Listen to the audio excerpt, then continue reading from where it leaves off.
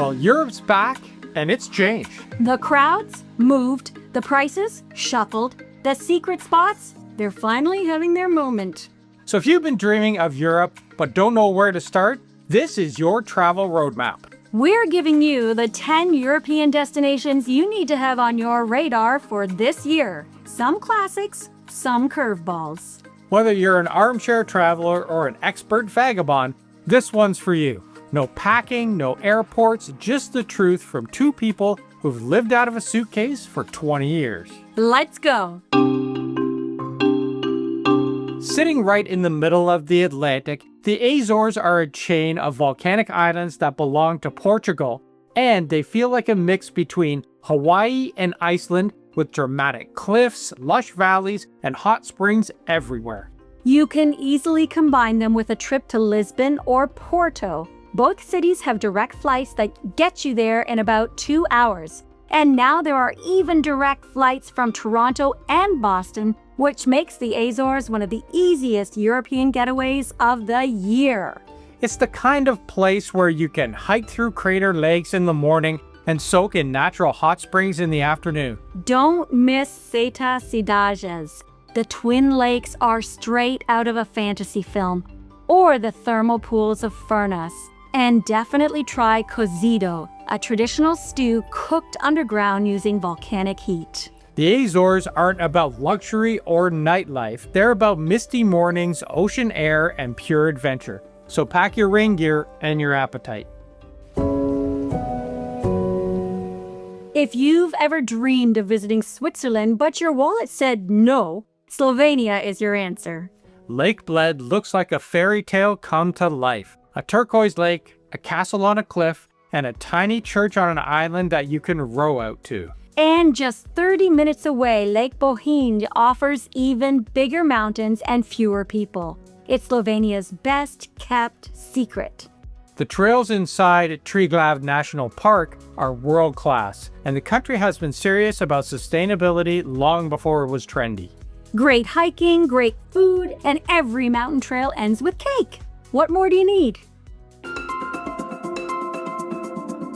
Everyone knows Dubrovnik is beautiful, but this year the secret is to explore beyond the walls. The new Pelješac Bridge now connects the southern coast without crossing borders, which means a smooth drive from Dubrovnik through vineyards and seaside villages.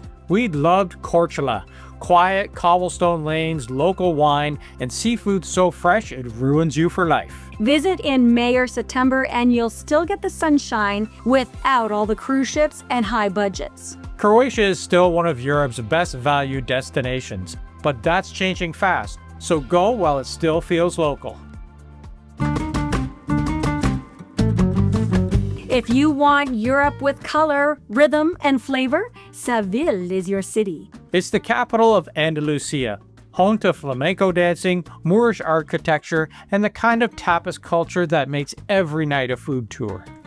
The Royal Alcazar is one of the most beautiful palaces in Europe, and the city is filled with orange blossoms in spring. Thanks to new high-speed trains from Madrid, it's easier than ever to reach, and it pairs perfectly with Granada or Cordoba for a full southern Spain itinerary. Just remember, dinner doesn't start until 9, and that's not late by Spain standards. That's normal. The Scottish Highlands are wild, rugged, and endlessly photogenic, the kind of place that makes you pull over every 5 minutes just to stare. You can drive the famous North Coast 500, hop on the Jacobite steam train, or even take the Caledonian Sleeper overnight from London and wake up in the mountains.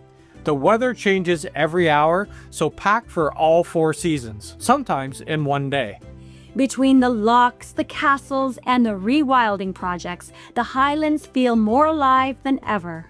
It's not about luxury here. It's about landscapes, legends, and maybe a dram of whiskey when the rain hits sideways. We're only halfway through, and I'm already planning our next trip to Europe. Wait till you see what's coming next. The mountains, the islands, and the city that reinvented itself. Italy isn't just about the cities.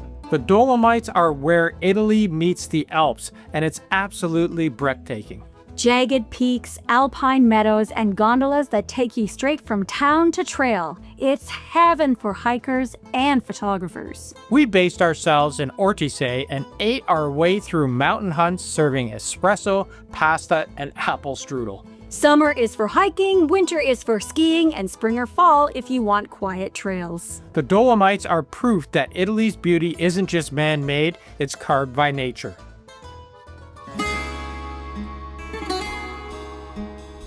Santorini might be famous, but it's changing for the better. This year, new ferry routes make island hopping easier than ever. You can wake up in Santorini, hop over to Naxos or Paros, and be eating seaside in a new town by lunch. Stay in Merovigli for those iconic sunsets. It's a similar view to Ia, but without the shoulder-to-shoulder crowds. The Cyclades have that perfect mix of whitewashed villages, beaches, and local wine. And as you sit at the caldera sipping wine as the sun sets, you'll understand why we keep going back. Zermatt is home to the Matterhorn, but it's also one of the most sustainable towns in Europe. No cars, just electric buses and hiking trails. The Gornergrat train takes you straight up to jaw-dropping views, and the Five Lakes Trail gives you 5 mirror reflections of the Matterhorn in one hike. Switzerland is known for being expensive, and Zermatt is at the top of the list, so be prepared to spend your money. But we have a post on our blog, theplanetd.com, where you can see how to travel Switzerland on a budget. But this is the kind of place where every dollar is worth it. The service, the scenery, and yes, even the cheese. And yes, the chocolate is still dangerous. Budapest is one of Europe's most underrated cities and still one of the best values. You've got grand architecture on one side of the Danube, thermal baths on the other, and ruin bars hidden in the old courtyards. It's creative, affordable, and absolutely beautiful, especially at night. We love how the city mixes old world charm with modern energy. One minute you're in a 19th century cafe, the next you're drinking wine under fairy lights. Budapest proves you don't need a huge budget to live large in Europe.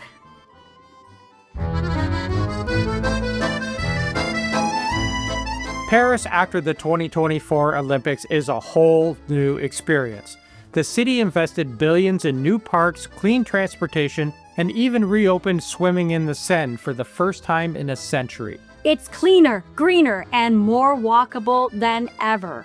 You'll still find the classics, croissants, cafes, and the Eiffel Tower, but now there's a modern, sustainable edge to the city. This year, Paris isn't just a destination, it's a comeback story. And honestly, there's never a bad time to fall in love with Paris all over again. Europe's changing, but that's what makes it so exciting to visit.